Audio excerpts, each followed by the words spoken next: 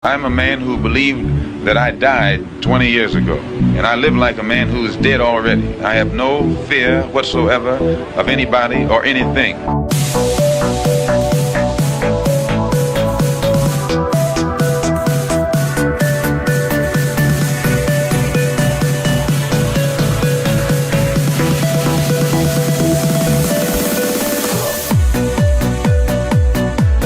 Gary Webb. I am an investigative journalist, and in 1996, I wrote a series of stories entitled Dark Alliance, which was about CIA involvement in drug trafficking.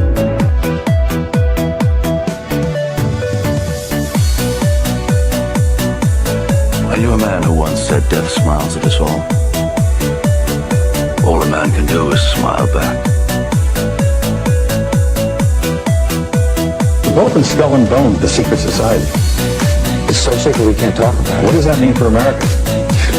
The conspiracy theorists are going to go I'm on. sure they are. I don't know. I haven't seen the rest. Number 322. I sad duty to report this afternoon that my friend and colleague, Tim Russert, collapsed and died early this afternoon. I may die in this cell tonight or in the arena tomorrow. I am a slave.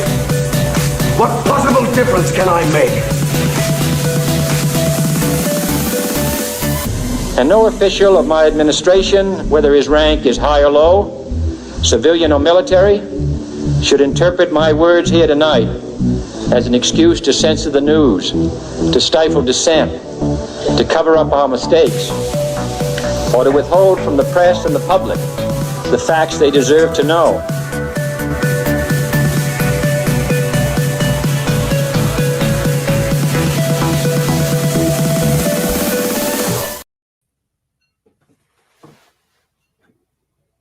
Muted. You're Man, muted, I did it again. I don't know what. Man, guys, all right. Welcome to another Are Dead. This is Jose Galison. Austin is out today. He's not feeling so hot. We got Jules joining us. What's up, and guys? we got William Ramsey again joining us on the show.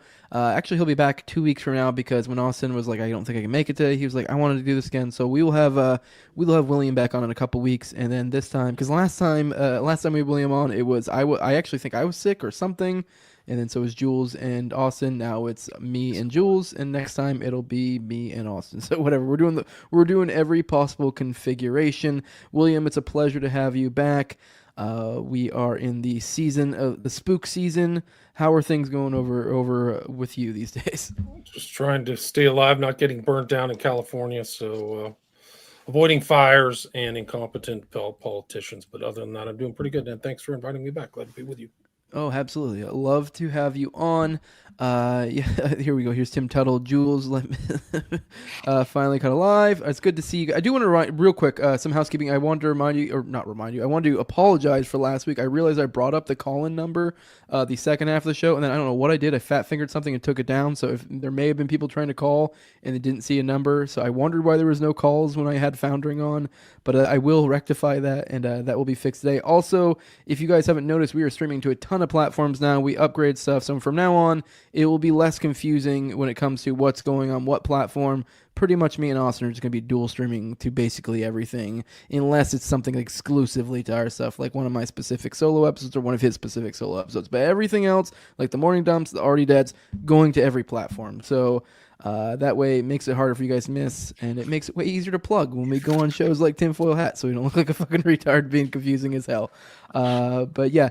Real quick, we have a new segment that we're going to be doing on the show. At the big top of the show, we have a new video promotions guy that is going to kind of make a supercut of the morning dumps we do to kind of give us a week in review.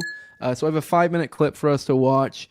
Might have to shave that down for next week. Seems a little long, but it kind of gives us a rundown of the major events from the perspective of our coverage on the show. So a good little catch up because we are entering this weird season. As I just call it spook season, where it's hard to keep up with stuff. There's so much stuff going on. We have so many good things, so many bad things, so many confusing things. But with that, we're going to start, we'll start doing these every week to kind of have as a recap. So then you have the morning dumps that are kind of like as we go throughout, like day by day. And then we have the week in review here. So go ahead. This is also give Tim Tuttle a shout out if you like it. He's going to be the one doing my video stuff going on. But here we go.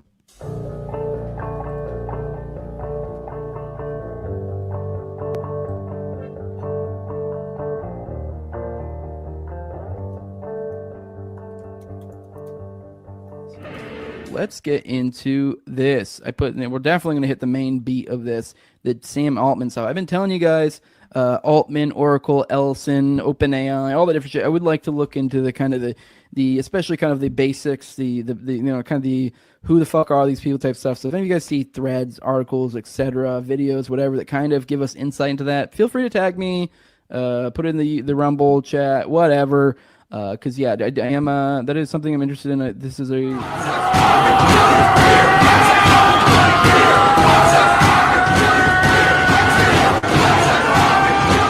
Silva. So warrantless FISA searches are now unconstitutional. Judge said it's from Ken. The FBI released another batch of documents on the Patriot Front the day after their march. These docs show the FBI researched the group members' identities back in 2020 using a CHS, confidential human source. I'm coming to kill you! Border Patrol officers killed recently, which is kind of wild.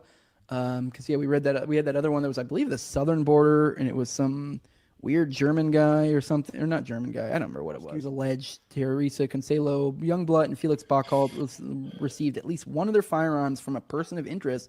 Probably pause these throughout. Have you seen these at all, William? Have you seen the trans cult that's been a thing recently?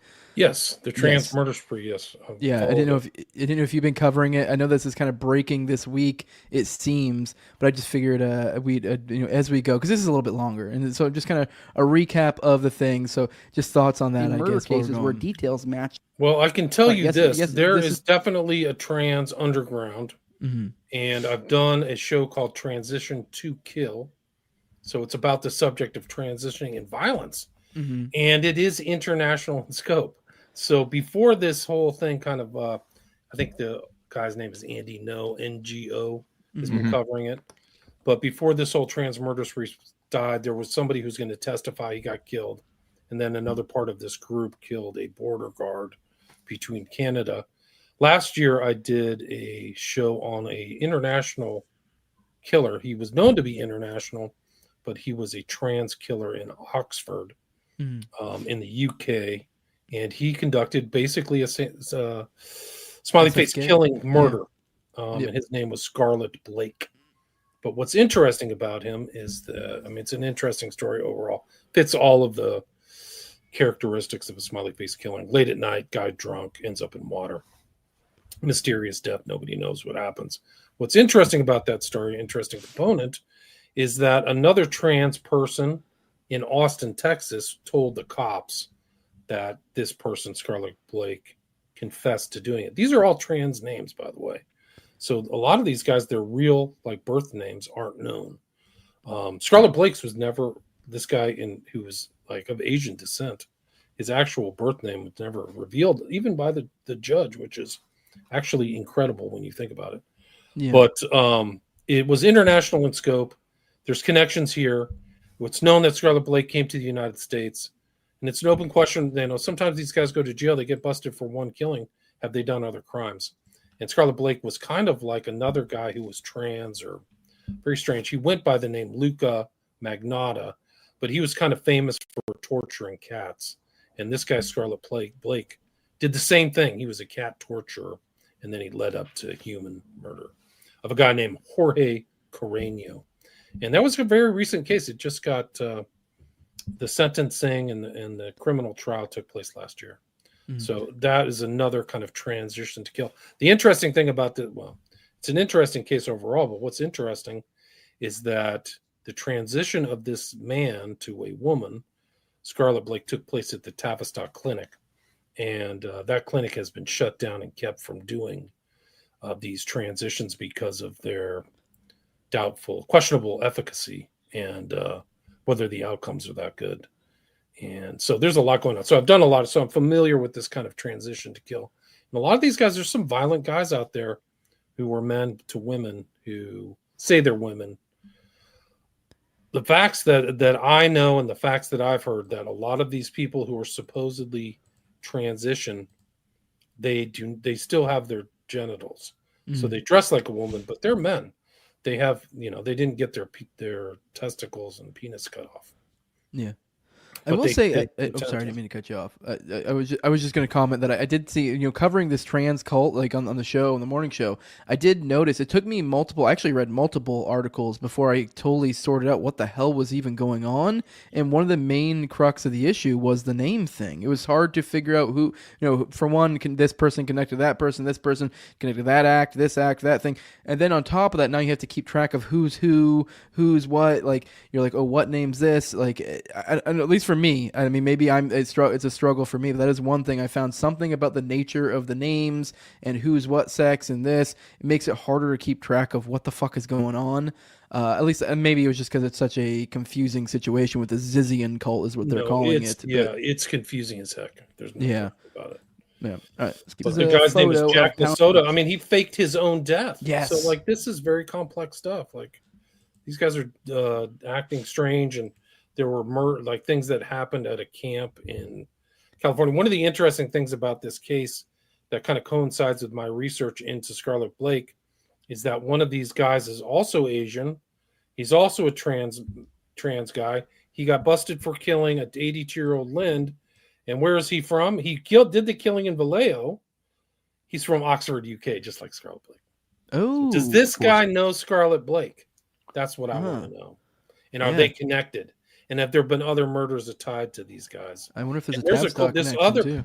Just one of the interesting aspects of this guy, Scarlet Blake, the person who told the cops that he was a killer is online working as a tranny prostitute. So I think he's on one of these prostitute sites, but also has the regalia of the Order of 9A. He has occult kind of stuff, the militant military stuff out in the forests with the mask, with the kind of right-wing mask. So it's getting weird. It's getting very strange. Like these groups, they have like Nazi regalia, black stuff, but they're not like white supremacists. They're trans activists. Mm-hmm. So anyway, look up Maximilian Bentley Snyder. Yeah, and that is the main character Ziz is what I think the nickname of him was.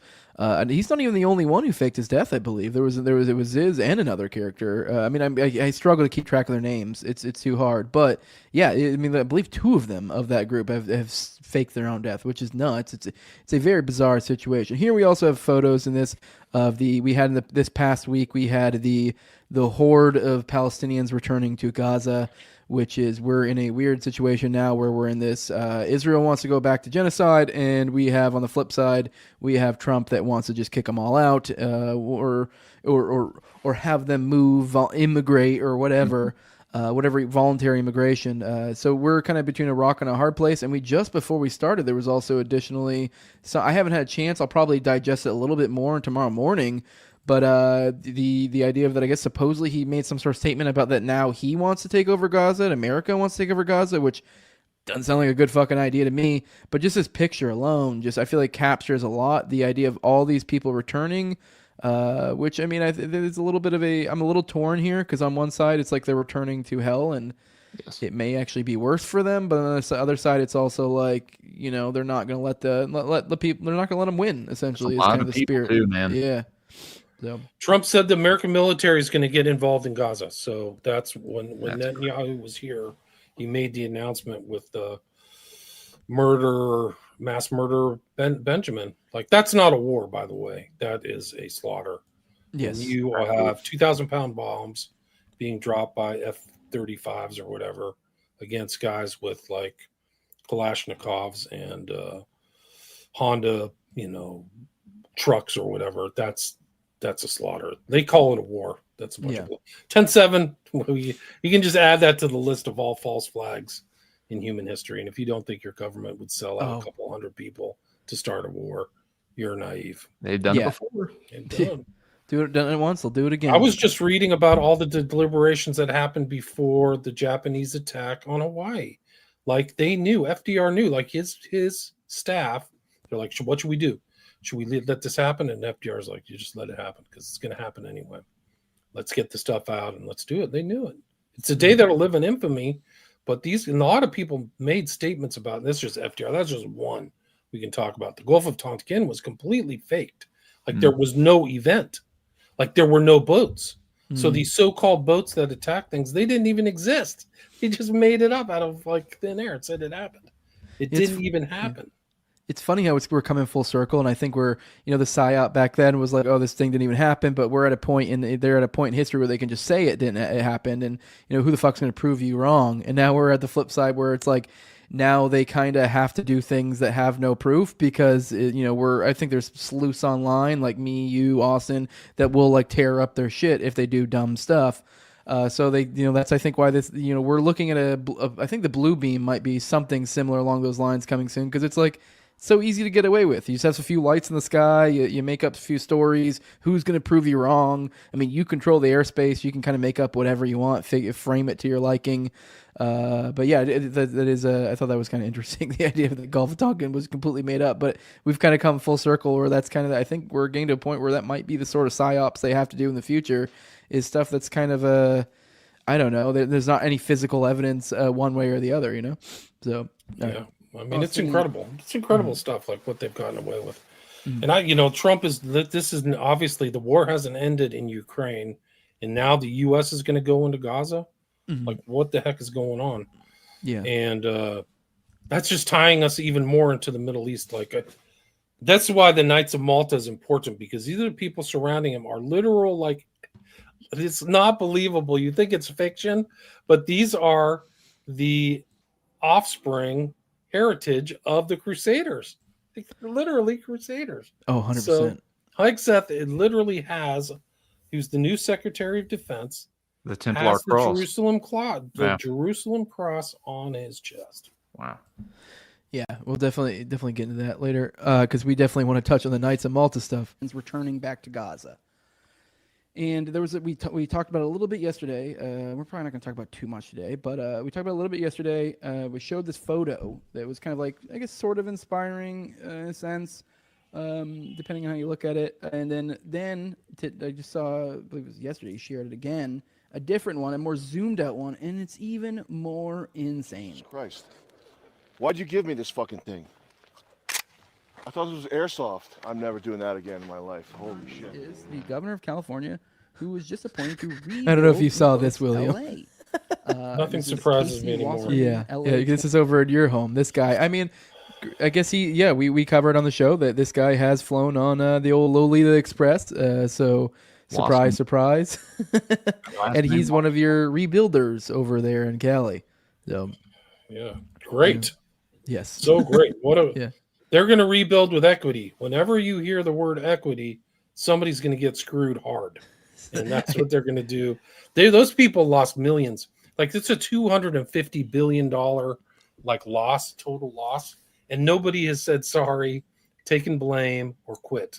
It says everything about Bass, who's very suspiciously won her mayor race, and the recall of Gavin Nero Newsom was suspicious too. Like, nobody likes him, but somehow he squeaks out these wins.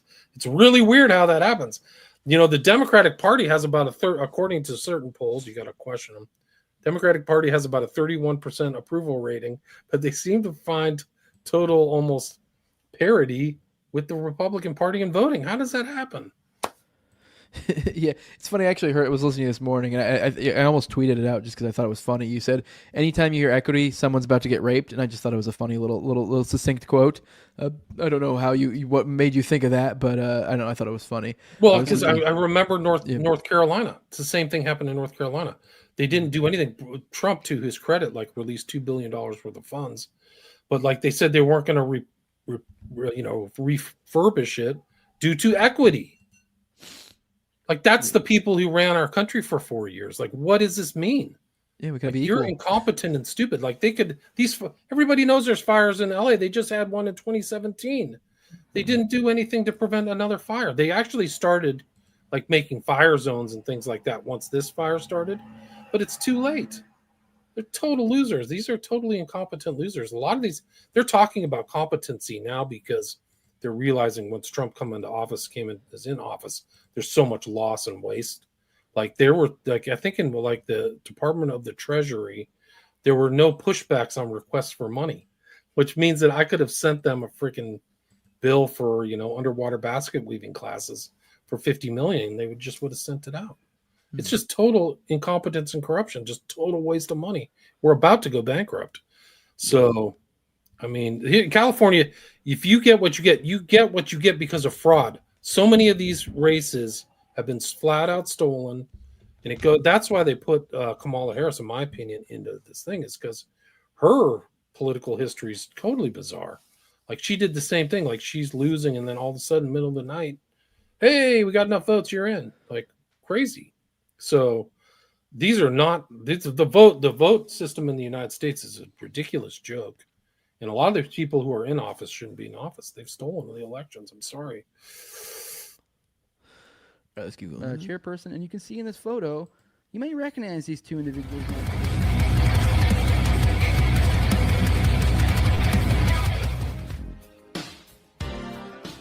Strengthening of Al-Qaeda and other Islamist jihadist groups, and strengthening Iran. You know, the confirmations going on right now, dog and pony shows. It's just weird how the world works. Weird little things. But anyways, he did a Substack surveillance recording show OKC bombings as a post he made. Here's the video. I mean, we'll go into the thing. It's down here, but he's got a couple videos before we go into it. Here's Danny Coulson, who I've told you guys about. As you can see here, objection overruled. Go ahead. For most politicians to have anyways. Here is on 10-7 right here. Here's something from Boltzmann Booty. Adina Moshe, one of the old ladies that was taken prisoner by Hamas on October 7th and then released the next month, says, I claimed and continue to claim that this was treason. Some high-ranking official or some person was very connected to the army, decided to do something. I think we've solved it. According to Fox News, the pilot in command of the military helicopter involved in last night's crash near D.C. was a woman. We solved the guys. All right. That's it. We figured on the crash things. That would be probably a good spot to stop and jump off of. There was multiple crashes in the past week. We had the Philly one. I don't know to what extent you were following that, William, but I will say that one did I did end up finding that one to be lacking. In our realm, a lot of people were assuming that was a missile. I was one of the ones initially was like, that looks a lot like a missile to me. And then there were more videos that came out later that was very clear. You could see blinking lights and the outline of a plane.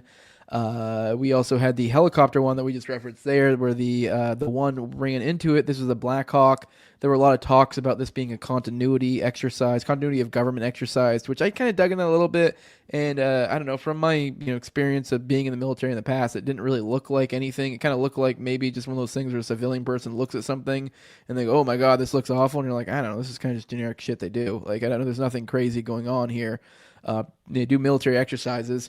There was that one as well. Did you have any particular thoughts on any of the crashes? I mean, they were obviously tragic, but I mean, I don't know so far as like on the conspiracy side of things. Was there anything particular? I know they did kind of especially the military when they tried to scoot it off as some sort of DEI something or other. Obviously I was joking in there about there being a chick being the helicopter pilot. I mean, I think that might be might be overdoing it because I don't know. I think DEI is kind of an easy knee-jerk Republican answer to everything. But I don't know. Did you have any thoughts on that? Have you found anything on there? I did find it particularly interesting on the Blackhawk side. I think we did find out around this time that they've already figured out ways to make Blackhawks remote, so that's a possibility if they were to do that. Not that I'm saying they did. I don't know. But definitely a lot of weirdness surrounding that. I just don't know if there's anything in there that you found particularly interesting before we move on from that. Well, there was supposedly a continuity of government exercise happening. So why was that continuity of government exercise happening at night involving these people? And it obviously, I don't even call it DEI. It's DIE because it's the death of civilization. And it goes back, I think they were understaffed. It's that serious. It's not a joke. Like, they're putting stupid people in to places where they shouldn't even be just for color of their skin. They're not competent. They're not basically competent. I think that we have to go back through and get people like, I'm going to call it the hot dog vendor test, which we give them a hot dog vending machine like an immigrant has. And I want to see them count coins. I want to see them do change, sales, keep enough money for upkeep, just so they can do fundamentally basic things, because some of those people can't do it. And they can't even show up for work. They have double jobs. So they're double dipping a lot. It's just insane. So that's why, and my understanding too from that event that happened in DC is they were understaffed at the flight tower because of DIE. They don't want to hire white people. So it really does mean like screw white people over. So it's happening right in front of your face. They're replaced, like the whole replacement myth isn't a myth. Like it's obviously happening. They just lie and gaslight about everything. So fighting for your lives. And it's really a matter of life and death because that incompetence, they've had flight towers and air traffic controllers for decades. And screwing up the system like that is a matter of life and death. Yes, absolutely. I mean, that's what is it? Air traffic controllers think have like the number one rate of suicide or something nonsense. It is a crazy job. So you can't be having anyone that's. It's a matter of life and death. That's why they're well paid too. Yes, and not everybody money. can do that job. So yeah, military is like a $90,000 like signing bonus or some shit for air traffic controllers. They try to keep them suckers. But all right, let's keep going with this. Figured it out. We don't need to do this shit anymore. Obviously, he isn't like an ongoing threat. I was just going to like look. They made an infographic that's made this more. Because those who've been following my coverage, it was more Jocko. I would fucking kick Jocko Willing's ass. Testable sand nigger. Plane crash says Joey poop bag. Perhaps I have no idea. Yep, there's. All right, guys. Make sure you guys are over there hitting that like button. All right. Let me see. All right, here we go. Here is from one of you guys. He says, I was just talking about continuity of government yesterday in different contexts. My buddy Black Eye, General Milley was in charge of continuity of government at some point. If maybe a videotape. Maybe Barack Obama is gay. So, maybe. Information provided by the FBI's confidential source, NBC. Oh, there's a video. You can see it. Obviously, I don't know if you've analyzed this one. You can see it in the top right hand corner if you have it zoomed in. Let me see. Oh. There it doesn't. Continuity of government. Maybe a videotape. Maybe. Guys, there we go. See it? You guys see it? Top right hand corner there. You can follow it. You can see it real good. Top right there. Oh, excellent. You close it. Right, very top right of the thing. They say that Ukraine during the war received $200 billion to support the army, etc. But I just thought this. All right, the pause on that one. The $100 billion to Ukraine. This has happened in the past week too. We've given them almost $200 billion, and somehow $100 billion of it went disappeared. Now, my kind of way to write it off in my head is I think it's likely. Probably just that much bloat in government. I mean, don't get me wrong, there are definitely people on the take, stuffing money in their pockets along the way. But I think some of that is just kind of part and parcel with how this works. Like if you give aid to some other country, well, some entity has to then move that thing to there, and then someone, all these people have to put it together. And every one of these people are contracted by the government usually, and so now they're getting a cut along the way, and then that counts as part of the aid is my guess.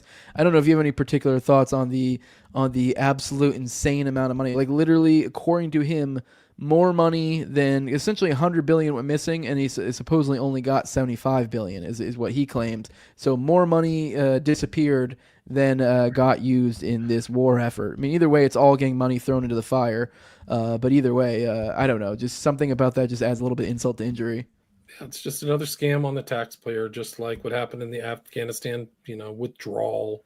They lost $80 billion worth of goods that could have been refurbed or taken out of there. So they're just run by total losers. Like these are shit people. These are garbage people. And it's just infuriating to see the incompetence and stupidity. That's really what it's really about. It's just stupid. You shouldn't be in a position of power if you're stupid. Take an IQ test. And this USA, I mean, this is a good excuse after 3 years of a war that we're literally at the edge of nuclear war. Like the American public doesn't understand how serious it is. But because we invaded Russia, the cursed offensive is an invasion of Russia.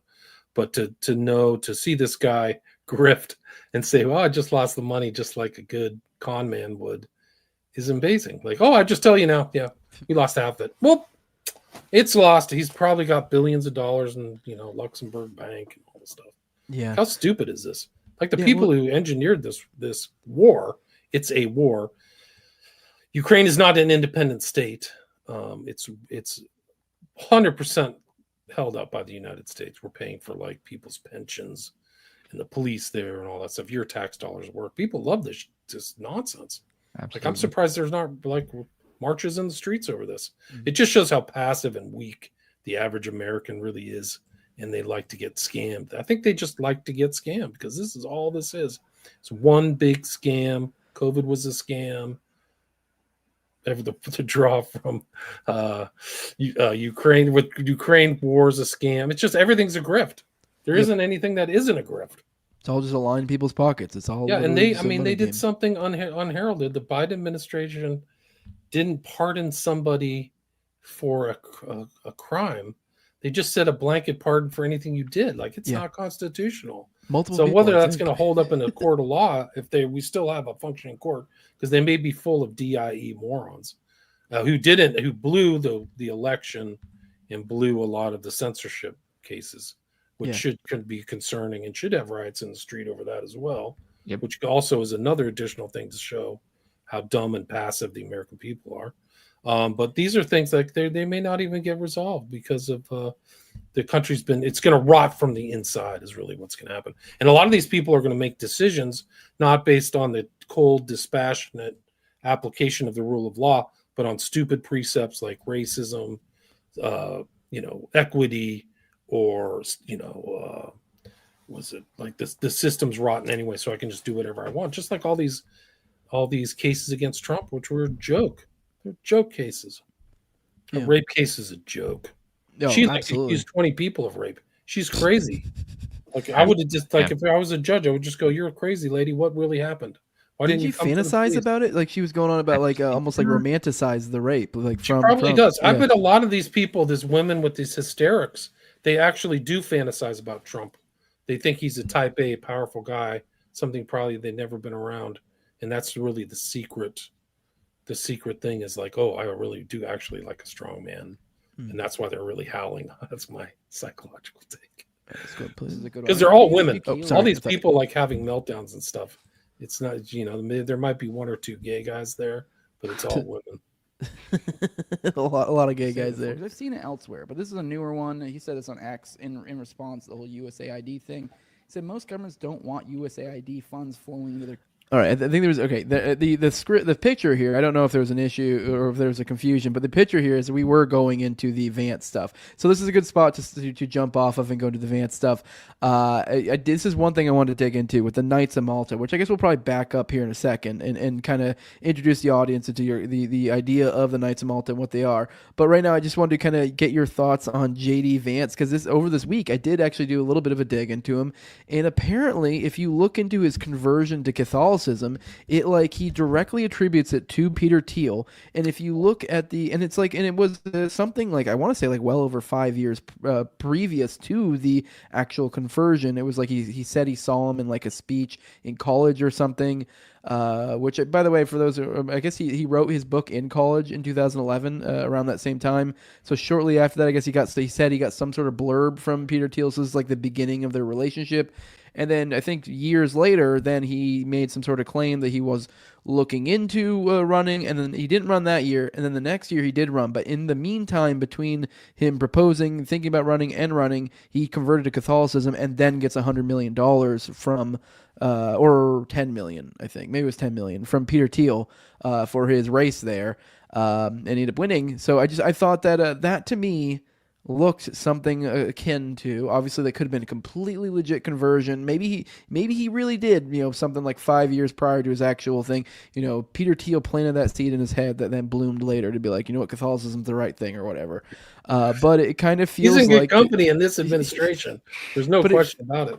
But it feels like an initiation. Does that not feel like it to me? Like, sure, we'll hook you up, but you need to be a Catholic, or at least forward-facing Catholic. I don't know, Absolutely. This guy's willing to do a lot, change his name, do a lot of stuff. He works with Thiel. He's really a remarkable guy, but some interesting ideas that he has. There's no question about it. But he's running kind of like his own kind of nursery of talent in business and in politics. He's very much involved, and just his connection to Musk and all these other characters. But Thiel is really his guy. So. And Thiel, is connected to Eric Prince. They're buddies, and it ties into Malta, believe it or not. So I think this whole Catholic thing, like you're going to see in this administration, there's not as many Jews as there was in Trump's 2016 to 2020 administration, but there's a lot more kind of Catholic Christians and things like that. Yeah. which is weird. I only think there's one Jewish guy in this administration, Lutnick, which is, or in his son, I guess it's, his son-in-law. Excuse me, Kushner. Yeah. We also went a little bit into advance. I also found it interesting. Not that it necessarily relates to Knights of Malta, but I found it particularly interesting. I've kind of dug into some other characters too and dispelled because we have this. I feel like people have this idea of certain characters. People think of J.D. Vance. They think meager upbringing, salt of the earth, became a Marine, like hoorah, kind of badass Marine guy because he just kind of comes from that, like that type of strata of people that would kind of have like a knuckle dragon kind of badass, dip in his mouth type, Marine or whatever. And then from there, then he went to school. And then he kind of his first race or whatever, he kills it. And so it's kind of like it just kind of has a certain tinge to it. But then when you look into it, you're like, and I don't even necessarily saying this is a bad thing, but apparently he was a reporter. Like he was a reporter in the military. So he went to, I believe, military, then college, but he was and he went from military to Yale. And then, so the idea of this, to some extent it's true. I do believe he probably, did come from a meager upbringing, but I think a lot of the way he's framed is kind of almost creating a Paul Bunyan story. Not that it's like, that it's outlandish. I mean, there are people who are the knuckle dragging Marines, but it's just, they try to give you the salt of the earth. And to some extent it's true, but I just find it interesting. It's the same idea that when I dug into the Vivek, you find out like, oh, like he comes from money. Like he's he a lot of he kind of seems to have gotten rich off some sort of pump and dump scheme. You're like, okay, like I don't know. I think that's proven. Yeah, which is like, I don't know. I mean, maybe you can find ways to explain it, but you're not this like, oh, I've just by the hair of my teeth and by like just pulling up my bootstraps and being really smart and doing really good business moves or whatever that I somehow am killing it. And you're like, yeah, sure, sort of, maybe some of that, but a lot of it's just like, no, you got a shitload of money from your mom, your friends, you played, seemed like you played the corporate games and came out on top. So I don't know. I just find it funny how there are these people out there that we have these ideas of, and then what they really are maybe might not be exactly how they're portrayed to us. For example, this actually brings to mind Zelensky. I was thinking about when we were talking about a little bit ago. Piers Morgan somebody was giving him shit about like saying that he said Zelensky was a hero recently, and then he was like, and then he said, I still stand by that. Like anyone, in his position, he could have left. And, anyone in his position would have left when Russia invaded. And you're like, what? Like, I don't know. Have you ever paid attention to any foreign, like, conflict ever? Like, the kings and queens, just like on the chessboard are, like, the most valuable pieces. They almost never get fucked with.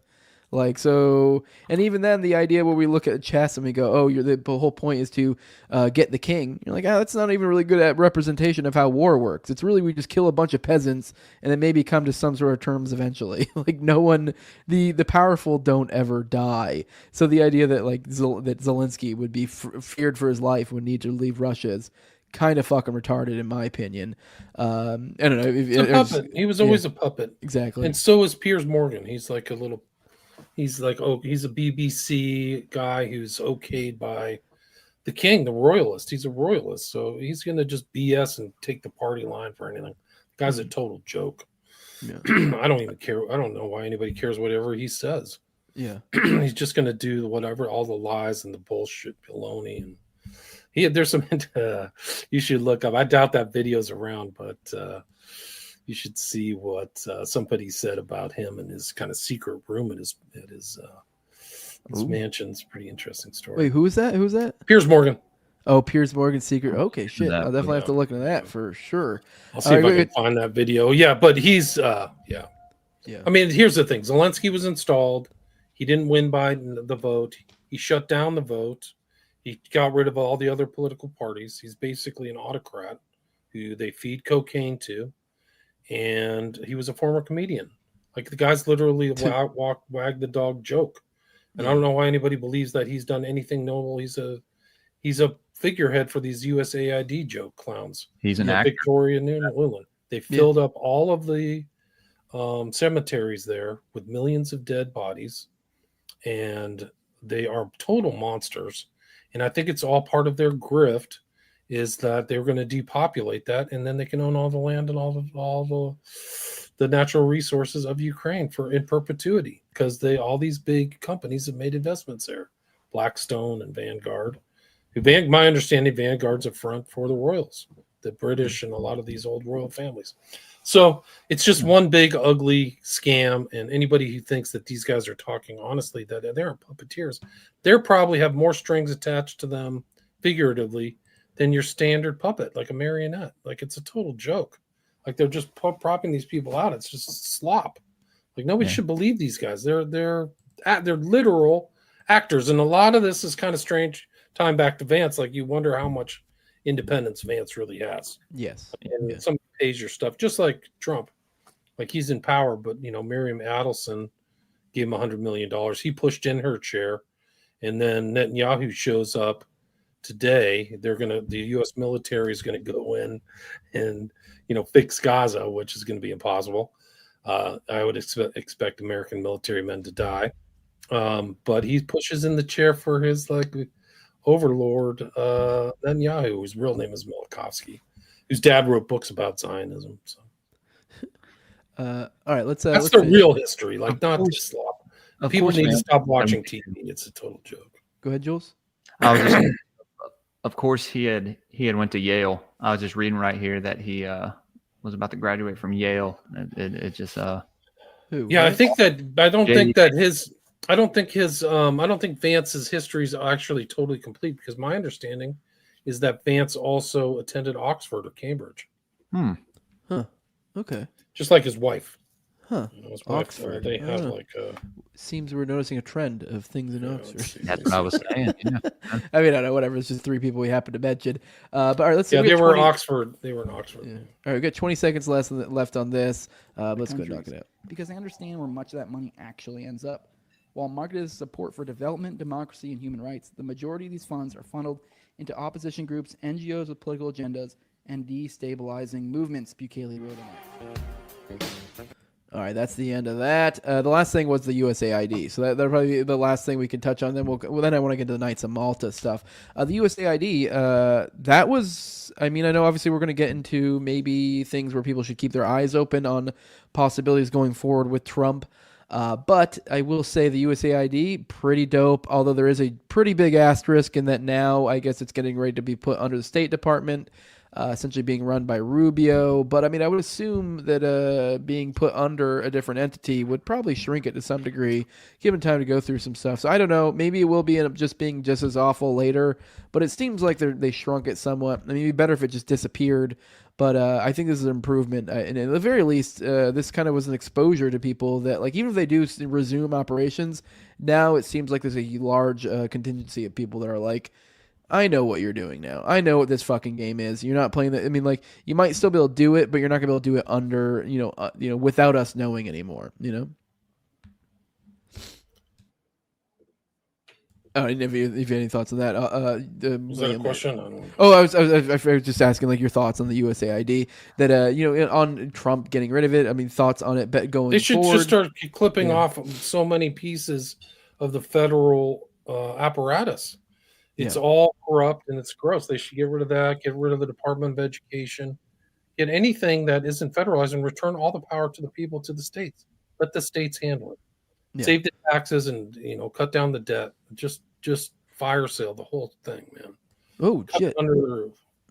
Sorry, I didn't mean to cut you off. Dr. Roy said they just announced all USAID people are to be recalled home by Friday. I don't know what you mean by recalled home. Like, to go, they're fired, or are you saying that are you saying they're fired, or like they have to return to? What do you mean by that, recalled? That would make me think they're coming back to work, but I don't know what that could be good. It makes me sound maybe like there's something going on. All right, Knights of Malta. This is kind of the main thing. I don't remember if we talked about this. We talked before. We're gonna, I'm going to be going back into full head again. This perfectly touched into the topic we're planning on going on. So I've been listening to basically all of your Knights of Malta coverage. So I'm looking forward to talking to you about this specifically. We kind of touched on it a little bit with the Teal thing. That's kind of what I was reaching at, but I didn't want to fully dig into, or the Teal JD Vance, because it feels like kind of like an inundation into the Malta world. Because I know with what's his face with Teal, it is like, I don't know if we know for sure whether he's not or not. It looks like maybe he's tried to or is. We just don't know for sure. There's not any confirmation. But he's definitely palled up, like you said, with Eric Prince, like Blackwater, and other individuals that are super clicked up or are straight up confirmed Knights of Malta. But I guess kind of a good spot to start is kind of what is Knights of Malta for the audience? I'm not assuming they know what we're talking about here. Yeah, it's a knighthood that's in the Catholic Church. It's under the Holy See, and they are located in the Isle of Malta, south of Sicily, kind of directly in the center of the Mediterranean. And their heritage goes all the way back to the Crusades, and they were in the Holy Land. And they aren't the Knight Templars, so don't get a mistake with the Templars who supposedly, they got wrapped up in the 14th century, and there's still remnants of them. But officially, they were wrapped up in the 14th. So this is different. They have a longer name. It's the Knights Templar, the Knights of Malta Hospitallers of St. John. They have a specific Maltese cross. And they were, after the Muslims took over the Holy Land, they went to Cyprus, the Isle of Cyprus, then to Rhodes, and then to Malta. So they've been involved in a lot of skullduggery, anti-Muslim skullduggery for the Christendom, really.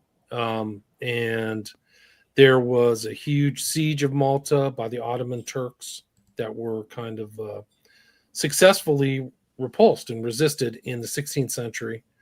And that knighthood kind of still stays today. So they were actually overthrown by Napoleon in 1798. But their legacy or heritage is all the way up to the present. There's 13,500 members. And they pervade a lot. It's international in scope. They're heavily involved in certain countries. But a lot of the royalty of West of Europe have a tie to support or are members and are Knights of Malta. And some of the more notable people are King Charles III, right? So the former Prince of Wales. So that's kind of a connection to the British royal family, but a lot of royal families in all these other countries, Germany, Spain, France, Austria and Hungary, even Greece and Italy, all these other aristocrats from these countries are Knights of Malta. But what's interesting about them and why they're relevant is not that they're not a kind of defunct, dead aspect of the Catholic Church, but there's a lot of people in our present culture and in the Trump administration who have direct ties to the Knights of Malta. And some of them, we mentioned Eric Prince Teal to Prince, who have worked together, but also Steve Bannon worked with a guy named Burke, who's a known cardinal in the Catholic Church, who's also a Knight of Malta. Some of these guys from the Heritage Foundation, who's a very hard conservative Catholic, are there. But also the new spokesperson, he's the new counselor to the president. Kelly, if you remember Kellyanne Conway from 2016 to 2020, the woman who fills her role now is named Haba, Habba. Her dad is not only a member, but a ranked member of the U.S. version of the House of Malta. He's actually an interesting character. He's a Chaldean Catholic. So a part of the old Christian Middle East, before the lines of the current states in the Middle East were established. But this is a list, and you'll see so many famous names in here that are Knights of Malta. It's kind of not surprising that the Dulles family is involved, but you'll see William Buckley, Prescott Bush, right? The Bush, Do you Scion. remember who Avery was? I see Avery below that. Was one Avery Dulles. Okay, so there's Alan Dulles, and his Yeah. brother was John Foster Dulles. Yeah, John Foster. Yeah, His son is Avery. He converted to Catholicism. He's not Became the a one that was. cardinal. That's not the one that got fucked up, right? I don't know to what degree you remember about him. I know he had one son that had a head injury in war. That's Alan Dulles' son. Okay. Avery is John Foster's son. So okay. Dulles, Gotcha. Alan Dulles' son was injured pretty heavily with a brain injury in the Korean War. Yeah, they tried to Tavistock his ass, I believe. Didn't they send him to Tavistock or some other one of those? He was glowy under the places. care of many psychiatrists, Yeah. MK Ultra psychiatrists, and then he wouldn't shut up, and he kept saying his dad was a Nazi sympathizer and was actually a Nazi asset. But it's hard to take him seriously because of his condition. But he said it very recently, actually. I think within the last 10 years or 20 years. But you'll see some of these other names on here. James Pat Buchanan. So a lot of these, it's interesting. It's a secretive group. They don't really promote themselves, but their websites are very ornate. You can get tons of information out there. They just don't promote, and people don't talk about. I think they care to just kind of be under the surface sub rosa, but Yeah. very powerful, very connected. Catholic Church owns more land worldwide than any other organization, and it's tax free. So you got to remember these are like donations and things that do not get taxed by the government. So that also increases their power. But Tip O'Neill was the Speaker of the House at one point, maybe before your time. But interesting tie over to the Nazis, like Reinhard Gehlen, who was really one of their chief spies under the Nazis, who ran the kind of portfolio that handled spies in the Soviet Union. Is that the one that Alan helped get out? Like, I Yes. believe Alan. Yeah. Okay. Cool. Yeah. Galen. They and were Alan friends. Yeah. They were buddies. Yeah. Also, another interesting one is Himmler. Himmler, who was kind of like what was a thing. So there's this kind of interesting tie between the Catholics in Germany, who were Nazis as well, and the Knights of Malta. And so it kind of makes sense that these rat lines were managed through the Catholic Church. It makes perfect sense that probably went through some of these monasteries, to get out to South America, were through Knights of Malta assets or certainly Catholic assets. Yeah, no, this gets dark real quick because this has ties to like Gladio. I mean, probably one of the. It is Knights of Malta. Probably is Gladio. Is Gladio? Yeah. Yeah. So you see Colby and all these other characters are there. Haig is in there. I mentioned him in an earlier show. Like Haig was on the board of MGM. He's a Knight of Malta. He did the green light for Red Dawn. It's probably before your time, but this paranoid, the Soviets are invading the United Red States. Scare. Yeah, he was part of that. So that's part of the culture creation that these guys, Haig overlaps with so many things, Watergate and all the stuff. But you see Kennedy, Kennedy joined everything, the Kennedy father, Joseph, J. Edgar Hoover, who literally ran the kind of domestic control of the country for 50 years. Like, he was incredibly powerful, really smart guy, amazing guy, really dark actor. But the people who ran this country loved him because if you crossed him, man, you're in trouble, real trouble. Yeah. Which to tie, another point that I kind of want to get at is this also ties into characters like Jimmy Savile, which I'm sure if we get other characters, we could find other awful people in here. But I find that particularly interesting because of the incredibly obscene sexual nature of Savile's crimes, and kind of how that honestly that I don't know if I'm not sure. I've never dug into Savile enough. I don't know if he ever went to full on SRA territory, but I know he borderline was He was there. a member if of not a there. satanic ring. Yeah, there you go. Isn't he connected to the process too? Yes, he wrote for the process. So there's a process episode about Savile. Yeah, he makes all the. We'll get into this. He makes all the satanic gestures. Yeah, he's which initiated.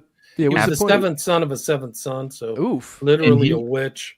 I was just about to say all the stuff he would do on TV, like the way he would speak, to the way that he would move his little wand that he always carried around.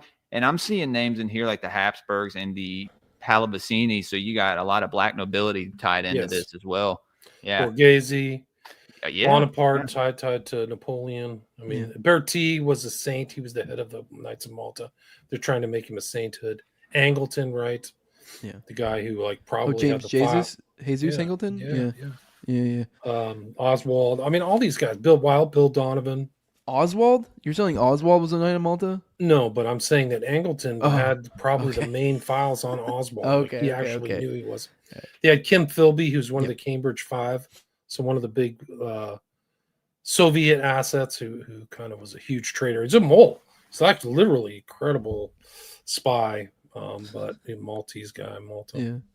Yeah. Clay Shaw, right? Do you know Clay Shaw from the JFK? JFK, that was the guy that Garrison prosecuted, right? Yep. Name rings a bell vaguely. Yeah. Sinatra, some of these names people know, some people know. Icoca was a huge Henry Luce, who's involved in all kinds of Skull and Bones. He's probably in every secret society on earth.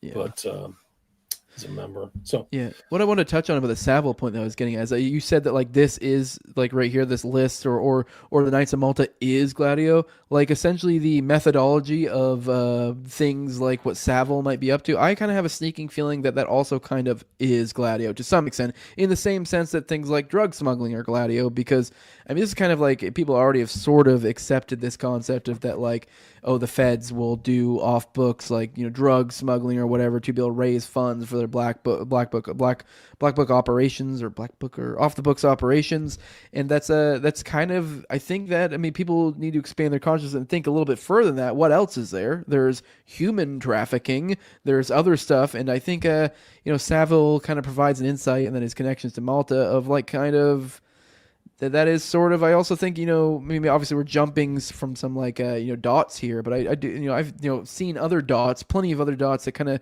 lead me to the belief that I think to some extent this is sort of is Gladio. I mean, it might be intrinsic to Gladio, but it's a component of Gladio. This seems to be part of it, whether it's just for funds or if that is kind of, I don't know, the more I dig in deep into this stuff, the more I think, for these deep, dark elites, that's kind of maybe sort of part of the point for them because they're just sick fucks. It's almost like this kind of comes back to it. But at the very least, they're, you're exploiting these people's proclivities to be able to do their activities so far as like Gladio or whatever the fuck, controlling the world, whatever it is that, whatever specific component it plays out there. Any idea on the Pacers? No, okay. I don't know. Never heard that name. Yeah. But I think that you're looking at people who would be called conservative generally. They're definitely anti-communist. They have all those kind of elements. They're probably involved in blackmail operations. And these stay-behind units all over the world were anti-communist units, and they a lot of them were involved in drugs. Like, there's no question about it. Like the CAP here in the States, the Civil Air Patrol was a Gladio unit. Set up by the Rockefellers, financed by the Rockefellers, and who was in there? Ferry and Barry Seal, just David bringing Ferry, tons of drugs in. So. For those who aren't aware, that's David Ferry. He ran a Civil Air Patrol group that just so happened to have Oswald, and who was the other one? I know it was Barry Seal, I think, in the group. Barry Seal was apparently in a neighboring one. So there was one in New Orleans that had Oswald and Ferry, and then Seal was what's the other big city? Baton Rouge. He was in Baton Rouge. Yeah. So he was connected. They probably ran into each other. Ferry was all over. He liked little boys. That was his thing. So they knew each other, and they flew. And Barry Adler Seal was a precocious pilot. Like, he was always just a great pilot. And so that's what the Civil Air Patrol was to do, was to take these young kids and turn them into pilots. They turned Barry Seal into a pilot who then imports billions of dollars, and they have a whole movie about him. And then he was shot suspiciously going to the judge or whatever. Yeah, but such a weird character. Daniel Hopsicker wrote a book, Burying the Boys, and he flat out said these guys were CIA agents. He didn't say they were contractors. Yeah, he said they were CIA agents. Yeah. I mean, that is one thing that always blew me away, David Ferry. And then on top of that, he was really into like hypnotism and just like, I don't know, you look at him like, dude, this guy is spooky as all get out. Hypnotism, black magic, was a traveling bishop. I wonder if he was in that in Malta. He wanted to be, in the Catholic Church, but they didn't call you pederast back then. They just said you had like emotional problems, but his emotional problem was dudes. That was his taste for dudes. So this is kind of the structure here.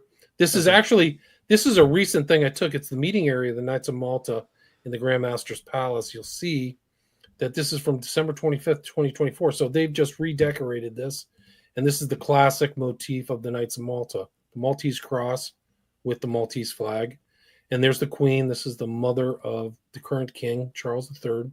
She's got her huge, prominent Maltese cross right there. So she's probably a dame of the Maltese. Like, these kind of royals have so many connections, it's off the charts. But they're believers in this. It's not this. This is a very suspicious character that might be known to everybody. Her name is Ghislaine Maxwell. Mm-hmm. Here she is with the ambassador to Malta.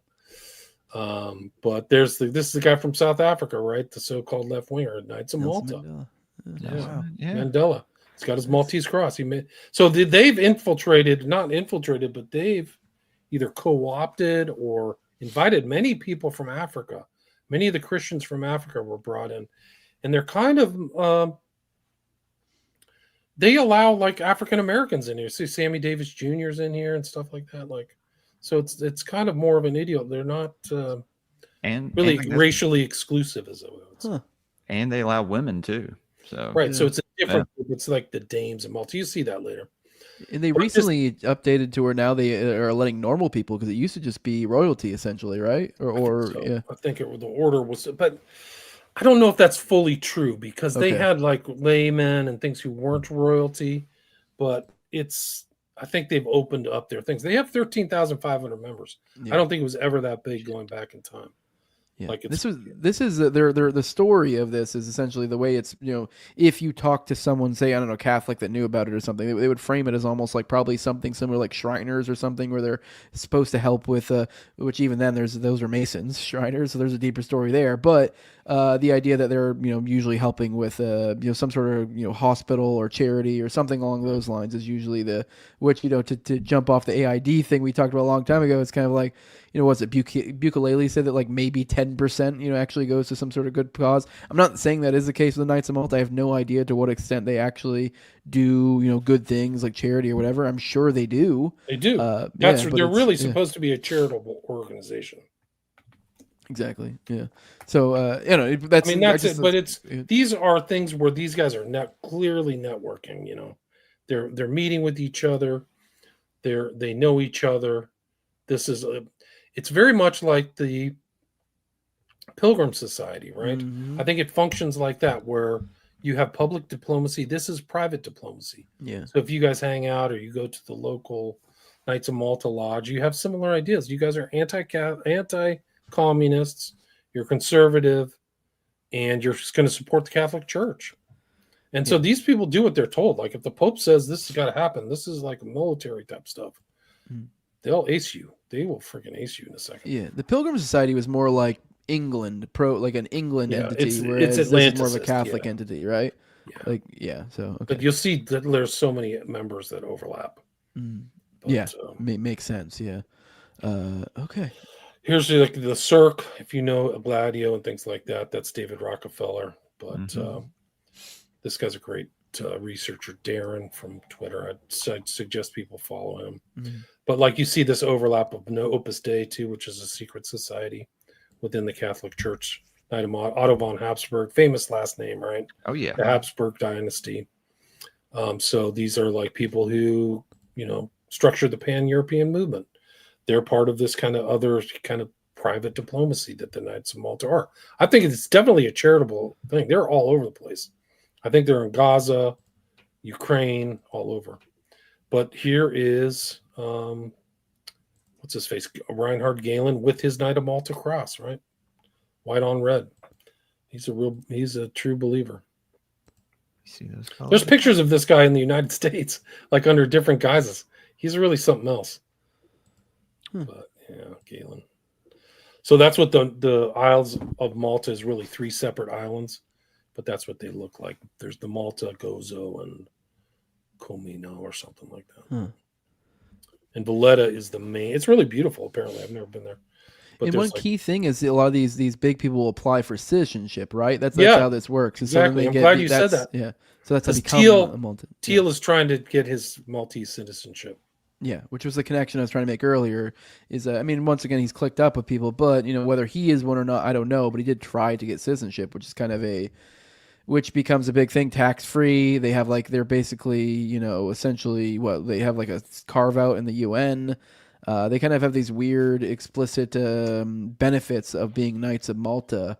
So real quick, I did want to let you guys know the phone lines are open 941-281-5857. I'll be bringing the banner up and down because I didn't want it to block out the face and the William and the bottom of this, but we'll keep going. If anyone has a call, go ahead and we'll keep going and I'll answer in the behind the scenes and we'll bring you on in a minute. But let's I'm sorry, I didn't mean to cut you off. I'm just letting people know that's open. But I mean, their main cathedral, St. John's Cathedral, is beautiful and ornate. Look at this. These are all knights with their own kind of mausoleum or headstones for their deaths.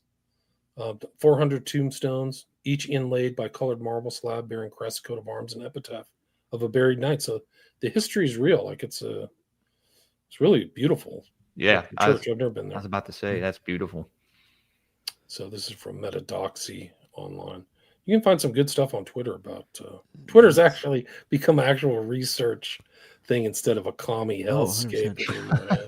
Yeah, that's what I've been using for all my morning shows. I just find threads, and it's mostly just Twitter. Great. Yeah, and they're not censored. They're not taken down. Like, right? It's the culture of these left-wing people. Yeah. They are antiseptic. They don't believe in free thought. Like, the culture's horrible. Like, we've lived through it. I lived through the censorship. I was trying to get an old channel back today, but that's what they really believe. They believe they're doing the right thing by censoring. Oh yeah, there was a question earlier. Somebody was asking about your channel specifically. What's the situation with that? Well, I'm off of YouTube. I'm permanently off YouTube. I'm not going to be nanny stated by them anymore. So you can find all my stuff on X. I stream to X and Rumble and Rockfin. Okay, so you left of your own volition, or did you get nuked? Well, I don't know. I mean, it's been a rocky relationship. It's like having a crazy girlfriend or something where, like, you don't know what's going to happen next. They literally, like, went through something where I was talking about elite child trafficking, and they said that was harassment and gave me a strike from a show I did like 6 years ago. Yeah, like, what? You're bringing that up now? What? I get demonetized for supporting violent organizations or something. But all I said was the violent organization was the Civil War South is what they meant, and I wasn't even a strong it wasn't even like a strong condemnation of the North or like a support of the South. It was. I literally said, this is a paraphrase, but basically the right idea. Maybe the Civil War isn't, the parody that we were led to believe, and just as simple as North good, South bad. And that's basically all I said. And then we moved on to a different topic. I was kind of like but they gave me the timestamp, so that's what I was talking about. Like, there's more to it. If you suck up to their ideas, like their kind of leftist ideas, their kind of commie ideas, you'll never get kicked off of there. And if you don't talk about certain things, they don't want you to talk about COVID or the election theft of 2020. But yeah, I probably lost a shitload of money just because of that, which is stupid, but whatever. No, it's incredible. It's all about money. The censorship and the misinformation and disinformation, it's not the real issue. They really just want to take down competitors and people who are independent. Luckily, Rumble's killing it now, though. I look in the chat and I scroll through most of the time, and it's mostly entirely the green triangles. Oh, here's Base Kothar. I just noticed it. Dang it, I'm trying to bring it up. Thanks, Base.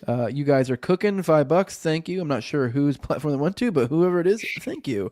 But yeah, you guys can super chat on Austin's, and I don't know about yours, your YouTube, but you can Rumble rant on my Rumble, or anybody's Rumble really, but you cannot super chat me on YouTube because I said sort of weak things about the Civil War. But anyways, but I guess back to the Knights of Malta. I don't even swear on my channel. Yeah, I can't say that. Like the skull and crossbones and star, all the regalia, it's all here. And that 8-pointed cross that they have, that is explicitly Knights of Malta too. So when you see that, that's it's called the cross. It's called the what? The Maltese cross. Maltese cross, sorry. That's what it's called. You see it right there on the far left. And right in the center is a member of Knights of Malta, Caravaggio, one of the famous Renaissance painters. And this is probably a priceless painting, which is the beheading of St. John, right? So it's a depiction by Caravaggio. And I think it's in that same church we were just looking at. But that's it right there. The beheading of John the Baptist. Do they have anything to do with the Order of St. John? I don't know if you've ever heard of the Order. They are the Order of St. John. Okay. They go by the Sovereign Military Order of Malta now. That's the SMOM.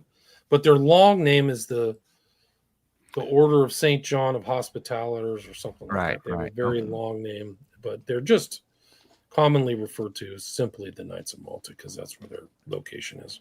Right. This is a painting by Titian. You can see a guy pointing to his Knight of Malta, Maltese cross, and he has the Maltese cross on his medallion. And this is in the Uffizi in Venice. And there's Sammy Davis Jr. He's got his Maltese cross. Interesting guy, not afraid of secret societies, that's for sure. Wow. There's an infamous picture of him with LaVey and Michael Aquino. Yeah. They used the Maltese cross in this movie. What I can't remember. The Umbrella Resident Evil. Yeah, Resident Evil. Yeah. That's the Umbrella Maltese Corporation. Cross. And there's tile where, like us, we were talking about Pilgrim Society and all these other secret societies. This is the head of the Knights of Columbus. So the Knights of Columbus is a huge kind of Catholic lay I was group. just about to ask you about them, William. That's And fun. this is the guy. He's the member of the Knights of Malta and the head of the Supreme Knights of Columbus, which have a lot of power. They have tons of life insurance and funds, like billions and billions of dollars in retirement funds, which means they got a lot of clout. So his name is Patrick E. Kelly. And you'll see these kind of overlapping: War College, commanding officer, Navy, and also head of the Knights of Columbus and the Knights of Malta. Huh. So the Knights of Columbus goes all the way back. 1.9 million members, 15,000 councils, and $109 billion in life insurance in force as of 2020. And this entity enters directly to the Pope, right? And then how this works? They all do. They're all loyal to the Pope. If you're a real Catholic, the Pope is kind of like, whether you're a Dominican or a Jesuit, Pope is the boss, man. He made it to the top. Yeah, but he's like literally sent dictates for this group before. So it's literally, I don't know if he created it himself or what, but I forget the specifics. But he has provided dictates of some sort to this entity in the past. So, and not just in a generic, because we're religious. Like, so it is kind of like they set up their hierarchies directly under him, and not just in a religious sense, but in like a literally that's their lead, like the leader of this group, which I guess is kind of the same thing. The leader of the Knights of Malta? Yeah, or not. No question. They're under the Holy See. Yeah, but they have kind of a different hierarchy and kind of structure. They're supposedly independent, so they're not directly like loyal or whatever part of the structure, and they're kind of like they're almost like their own nation without kind of a home. I think is the way they're viewed. Yeah, but yeah, they've had recent battles. We will go. They're in the slides. He's had battles with the Knights of Malta, their leadership, and who's going to lead it. And I think he kind of like had a little tiff with them. It wasn't that. I think it got resolved. I didn't know that screwed up. Wow. But $109 billion is not chump change. That can like change whole corporations, and it's worth more. It's like incredible amount of money. This is a 16th century. Is Knights of Columbus significant? We just talked about it for a second. Okay. All right. It just overlaps. This is the head of the Knights of Columbus. His name's Patrick E. Kelly. He's getting inducted into. Oh, I'm retarded. I missed that part. Yeah. So that was it. Okay. This is the new head. He's from Canada. His name's John Dunlap. You can see the Knights of Malta. This is a hand gesture. That means I've been initiated. It's bled over into the occult, but he's basically initiated in something. Whether he's been initiated, they may have a darker initiation ritual, but he's a member. But yeah, prominent Knight of Malta cross on his chest. This is fairly recent. This is 2023. 66-year-old Canadian. Yeah, so there he is on the left reading some laity and Maltese cross. This is the initiation room. There's all the other knights. They've had a problem with people ripping off their kind of stuff, but this is what this is about. Mimic orders and things like that. And then this is famous members. This is Andrew Bertie, Duke of Castro, King Charles III, Juan Carlos I of Spain. Dunlap is the guy I just mentioned. He's the new Grandmaster 2023. Famous members: Casey, Dulles, Donovan. This is them kind of walking in 2013. This is St. Peter's Cathedral, the outside the square. Yeah. They made a solemn privilege in 1113, so it's definitely like almost 900 years old. We have these guys running all through the Trump administration, essentially, right? I mean, they're all around. They're all over the place. I don't know every one yet. Yeah. I'm assuming that a lot of those guys in leadership positions. I don't know Hegseth, whether he's a Knight of Malta, but I think he's a Knight of the Holy Sepulchre. I think that's what his Jerusalem cross is that's what indicated that he's somehow inducted. And that may explain his ascent. The guy went to Princeton. He wrote 5 books. He was on Fox News, but I don't think he's ever worked for the Department of Defense. He was a military guy, But like, I mean, same as Vance. It's the same idea as Vance. I mean, it's a little bit more like heavy-handed with Vance because you have a super fucking tech billionaire that's kind of giving him money. But I mean, Hegseth's kind of similar thing, kind of brought from a. I mean, yeah, he was like what, a fucking Fox News guy, and then like, oh, now you're the big dog. So it does seem like, hey, you're the coming biggest. to big leagues. He's in control of an organization that has $1 trillion budget every year. Like, it's incredible. Like, the amount of power the U.S. really has is off the charts. Like, it's just an enormous country. Yeah, it's the best killing machine in the world. Power. That's what he's running. Yeah, wild shit. The economy is just enormous. I mean, China's is bigger than ours now, I think, but like, it's hard. Russia has an economy the size of just Texas. Like, it's just that's how big the U.S. is. Like, the economy is just like, that's just Texas. Like, think about all these other states. So this was the kind of kerfluffle they had with Pope Francis Bergoglio. It was the change. The Pope issued a decree that there was an acrimonious debate within the order and between some top members of the old guard and the Vatican over a new constitution that would weaken its sovereignty. So I think it got resolved. It's not very exciting. Knights of Malta, all the regalia, they look like Masons. They look just like Masons. Yeah.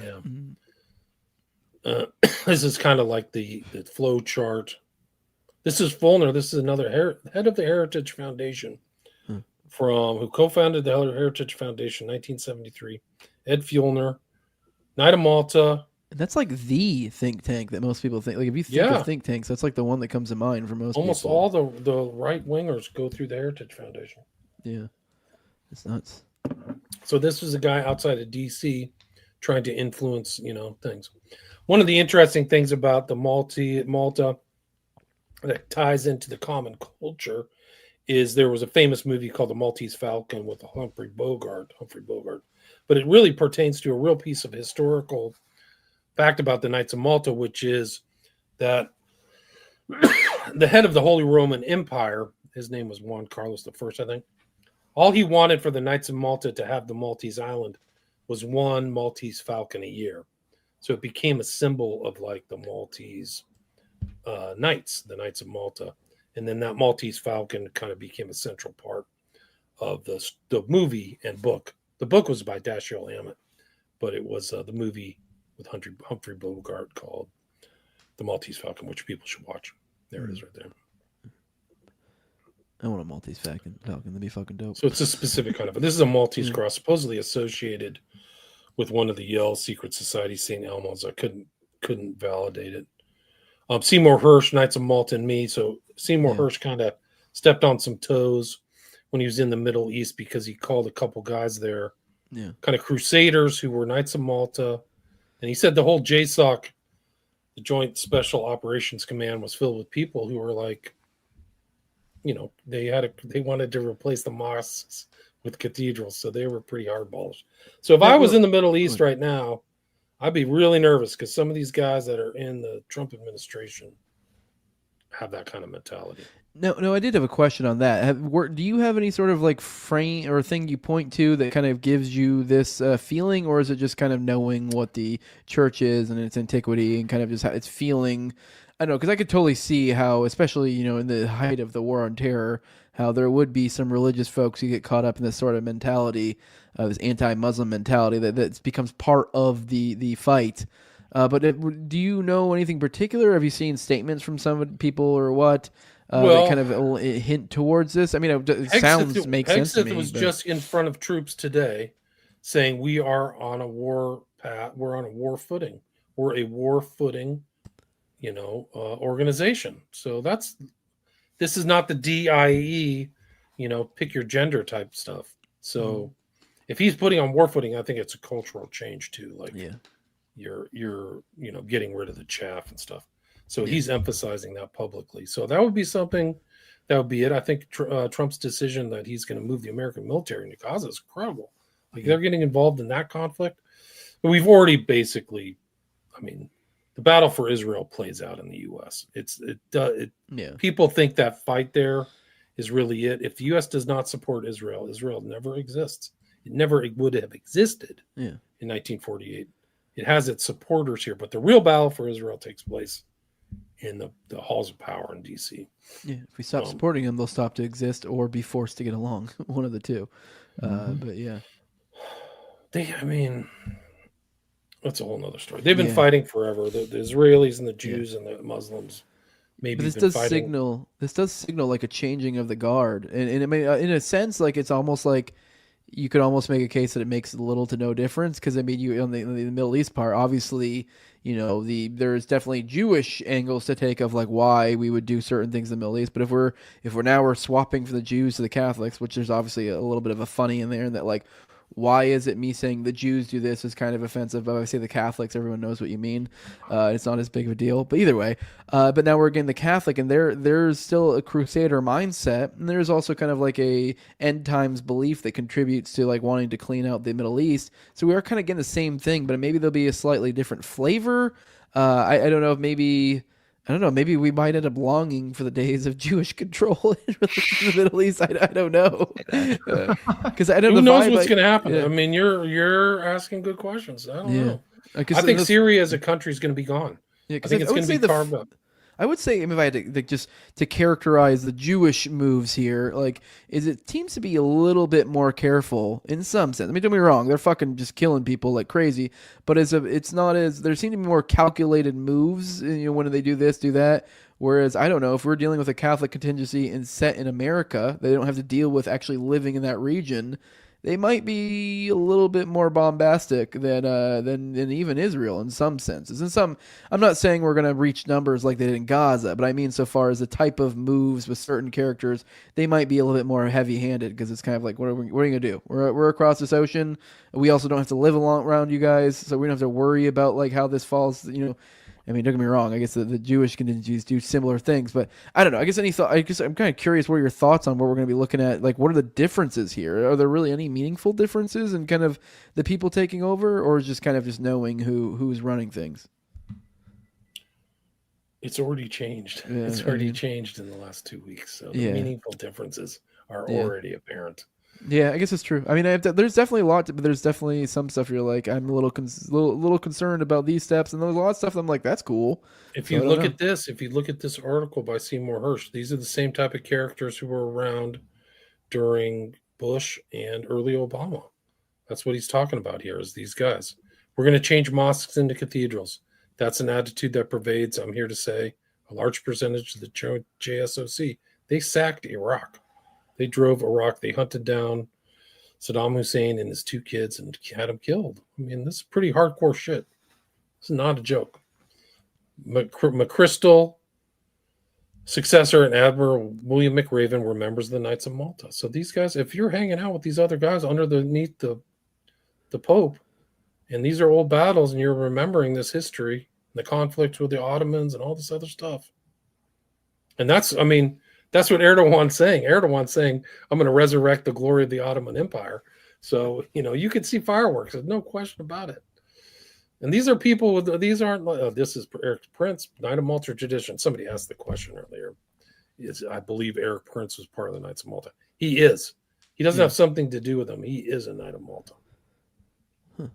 He's very much involved. There's another list of other people.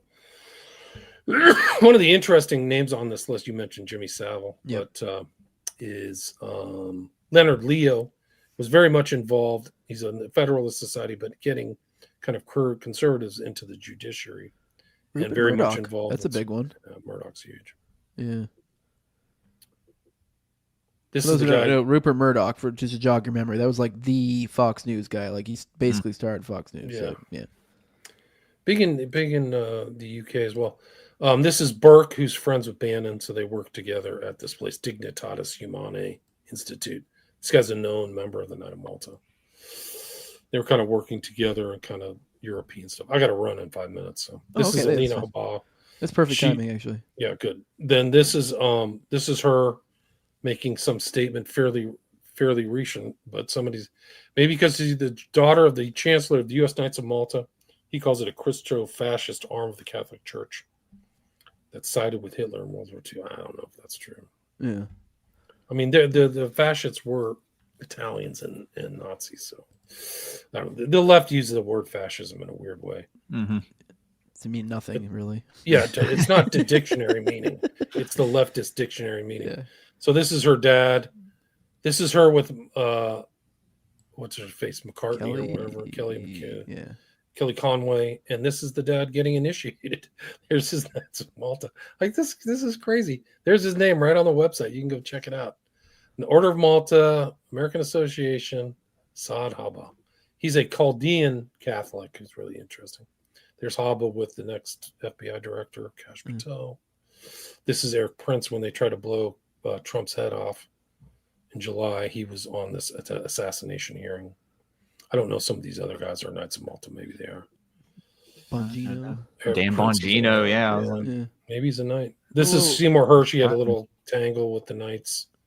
I saw Sean Ryan up there. What was that about? Was there something Sean Ryan? Well, Prince was on the show. Okay. Yeah. This guy is sus as heck. This he glows. Yeah, glows in a big way. Oh my god! Across the universe, dude. Yeah, like Power of Small Country, probably. I mean, when they pop in like that, and they're like the #1 podcast in the world. Yeah.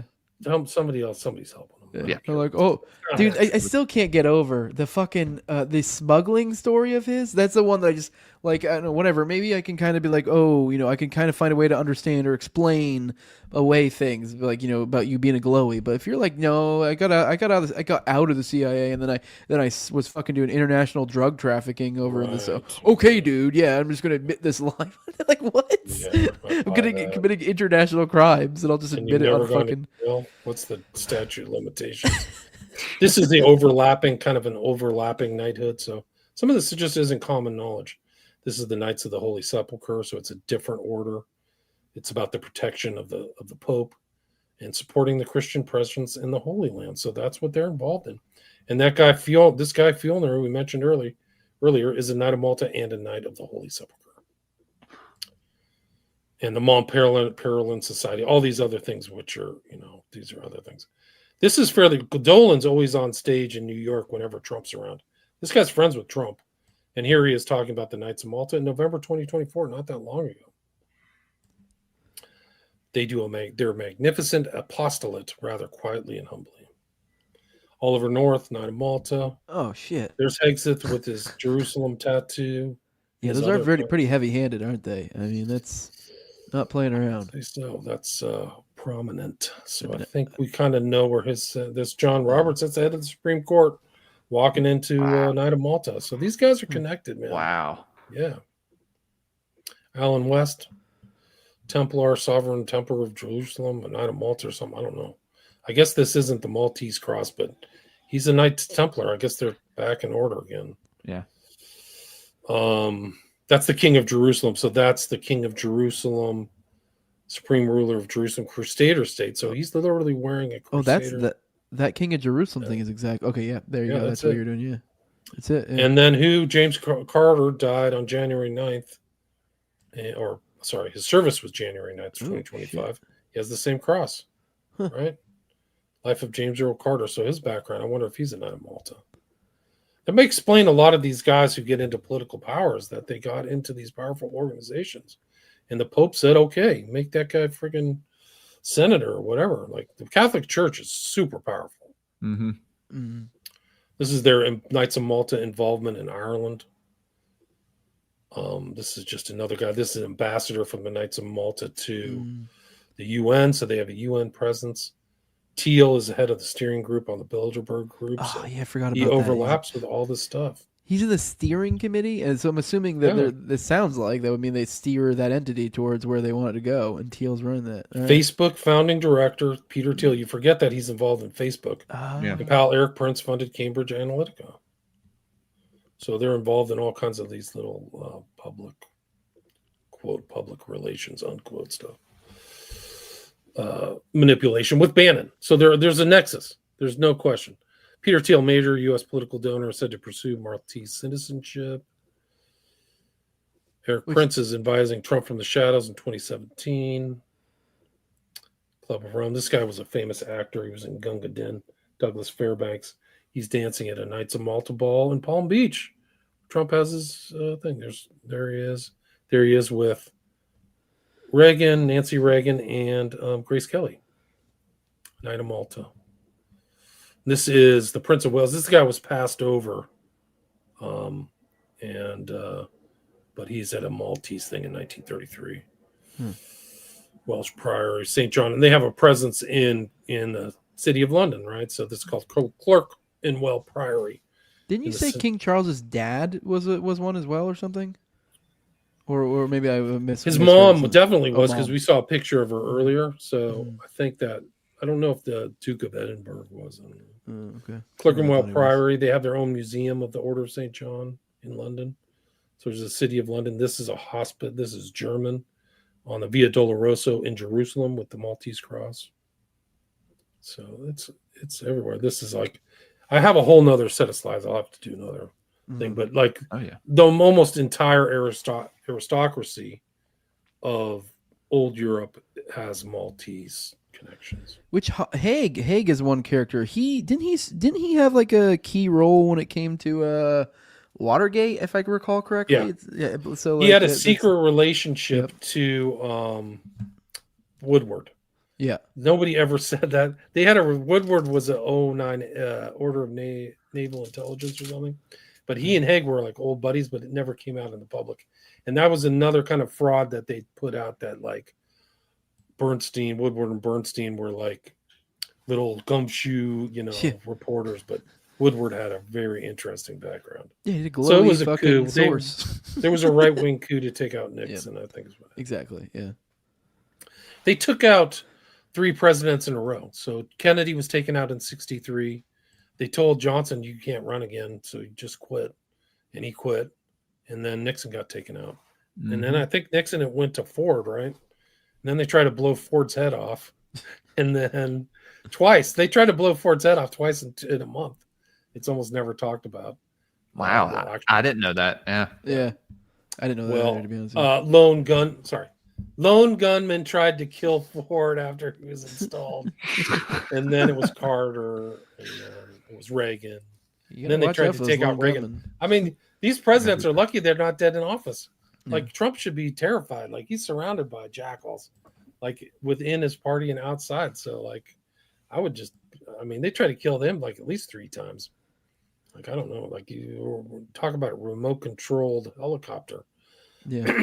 He just said, oh yeah, that's a whole nother story. He seems to think that Iran is out to assassinate him, but I think he's just getting terrible information. Like, is he really getting good information? Like, I don't know where he's getting his information from. Yeah. Anyway, I got to run, guys. Yeah. Okay. Yeah. I figured you might want to it looked like you were trying to get to finish the slides, and there was only a few left. But that's fine. William, want to let people know where they can find you, and we'll get you out of here. Yeah. William Ramsey investigates top 0.5, like top 30,000 podcasts in the world. They do a lot of different investigations on a lot of different subjects, true crime, occultism, etc. You can get my 5 books on Amazon, or you can watch my 5 documentaries on my Patreon. So it's William Ramsey Investigates Patreon.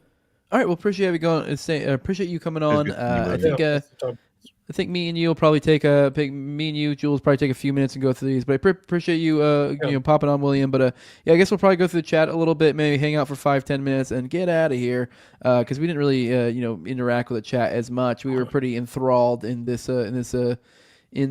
So, but yeah. And I need to get you on my show soon. Yeah, anytime. Just let me know. Yeah, just to talk about Valley and some stuff. Email like that. For anybody. Email is the best way to contact me. So for sure. I'm actually pretty active on X too.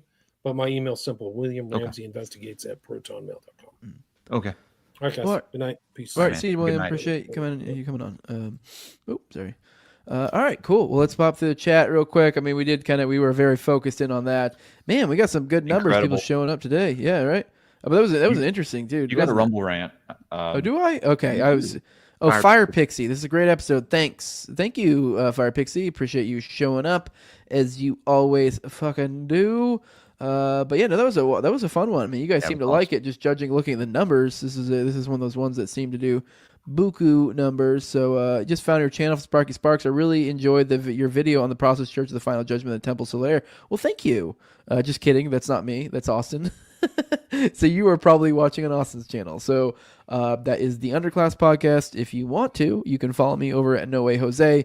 Me and Austin do 2 shows together. We do the Morning Dump and we do Already Dead, and they stream to both channels. So that's why you're seeing this. But I also have a bunch of my own content. If you want to come on over to my channel, No Way Jose, you can check out that stuff as well. But whatever, if you're following Austin and you have notifications on, you'll get notified whenever I go live for Already Deads or Morning Dump. So your choice. But yeah, that's but anyways, this is let's man, I'm scrolling through the chat here real quick, guys. I felt bad. We didn't really interact that much. I mean, I didn't even have the number of but we were really stuck into that. Any thoughts, Jules?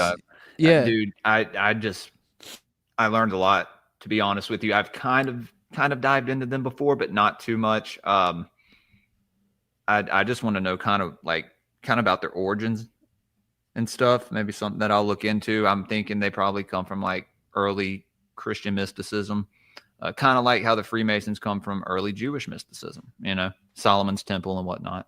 So, man, it's fun learning about this shit, Yeah. Well, all right, Jules. I guess I think we're good.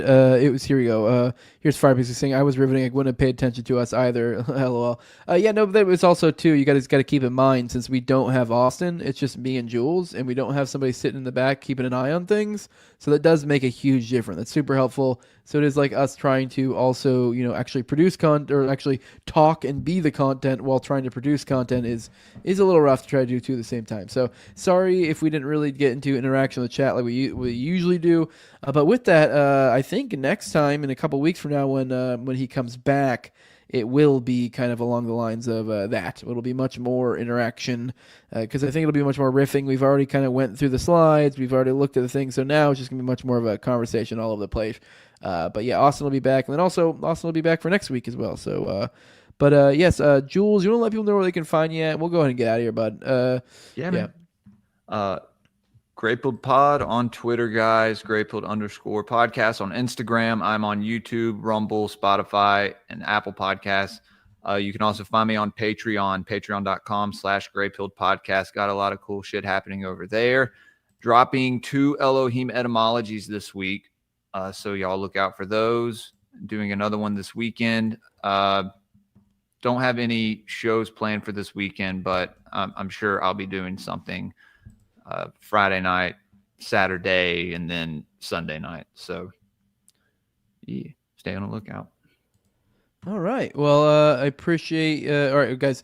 I appreciate when you showed up today. I do want to remind you guys, I forgot to do this again. I forgot to pay the bills real quick. I do want to remind you guys to go to No Shave Co. Use Jose at checkout. Cheaper product. It's a better product from a company that doesn't fucking hate you, that supports your values. I mean, it really is. I'm not fucking with you. This is really great shaving stuff. It's better product, cheaper product. I mean, that's really all I got to tell you. And you're a silly goose if you use anything otherwise. But yeah, I do also, if you guys want to support what I'm doing, you can support me over at patreon.com/NoWayJose2020. The lowest level is $2. That gets you the early access to the episodes, like the Vegas episode recently. I'm behind a little bit right now, so I actually don't have one. So sorry. But you also, on these Already Deads, if you'd like, you can come on to the call-in portion, and you can be a talking head, kind of like me and Jules are right now. And then also, it gives you an ad-free RSS feed in there as well. I know a lot of people don't like the ads that go along with my podcast host, but I mean, if that's the case, then then just pay me $2 and the ads are gone. If anything, I might actually lose money on that. But yeah, the highest levels of my sponsors, I read them off every episode. My co-host on Tower Gang, at Tower Gang Toad. Also have at Abrogate D's. Also at ZOVRACK, at _Infinite Zeal. Also have Tim Tuttle, at Jollyland Cleveland. Then Will Bell's Delicious Blueberry Rabbit Eye Wine. Then big fan of the show, Torrin May. And then at INWARD Lover. Make sure to like, share, subscribe, comment, all that good stuff. If you are listening to this on an audio podcatcher, please leave us a 5-star review. It helps out a lot. But yeah, make sure you hit that like button. Yeah, follow me on Twitter at Tower Gang Jose. Bobby says, good job, guys. You know what Nadeau cares about? Defending you from Jules in Lexington, Kentucky, because he will suck your dick. I don't know when that happened, but all right, man. Yeah. I totally forgot. Okay. All right. Anyways, guys, we're getting out of here. Fire episode, Jose and Jules. Love you guys. Oh, saying they love you. Thanks, Love guys. you, everybody. With that, guys, we're out of here. Deuces. Watch out. Don't go to any glory holes in Kentucky because you might find Jules there. And with that, we're done. Deuces. Try to suck you off, man.